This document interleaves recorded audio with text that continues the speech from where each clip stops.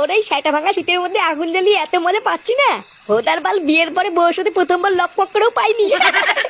এখন শুধু এক বোতল একটা বাংলা হলেই হতো, বাকি তো সব জমেই গেছে। হ্যাঁ বোকাচোদা, তোর কি মাল ছাড়ার কোনো কিছু মাথায় আসে না নাকি? আরে পাগল, কি বলছিস কি বড়া? মালি তো সব রে। হ্যাঁ বলছি যে পল্টু, তার শীত তো ভালোই পড়েছে, তাই শীতের মধ্যে নিজেদের ভিতরে ছোট্ট করে একটা পিকনিক করলে কেমন হয়? এই তো বড় বাপের ছেলে একটা শ্যাটা ভাঙা কথা বলেছে। হ্যাঁ ভোদার বাল, এটাই তো আমি এতক্ষণ ধরে বলতে চাইছিলাম কিন্তু পারিনি। ওরে না, আমাকে কি পাগল চোদা পেয়েছিস নাকি? তোদের মতন বাল ছেলের সাথে পিকনিক করে কি মরবো? চাল কিনলে মাল হয় না, মাল কিনলে মাংস হয় না। হুর, এইভাবে কি পিকনিক হয় নাকি? ওইসব গুদের পিকনিক তোরাই কর গিয়ে, এর ভিতরে আমি নেই। ভুদা এমন করছিস মনে হচ্ছে আমরা কেউ পিকনিকে টাকা দেই না। কিরে ফটকে, আমরা টাকা দেই না বল? হ্যাঁ আমরা তো সবাই দেই, চুদির ভাই তুই শুধু দিস না। কি হয়েছে, আমি টাকা দেই না? কিরে ল্যাংচা, তুই তো সবই জানিস আমি দেই না। না দিস না তো? কি শান্তির ছেলেগুলো এত বড় অপমান!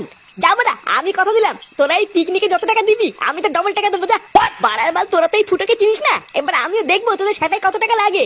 নে ফুটো যখন সবার থেকে বেশি টাকা দেবে তখন চল পল্টু, আমরা একটা পিকনিক করি। না না, দেবো বললে হবে না। আগে তোরা কাল সকালের মধ্যে সবাই টাকা জমা কর, তারপরে পিকনিক হবে।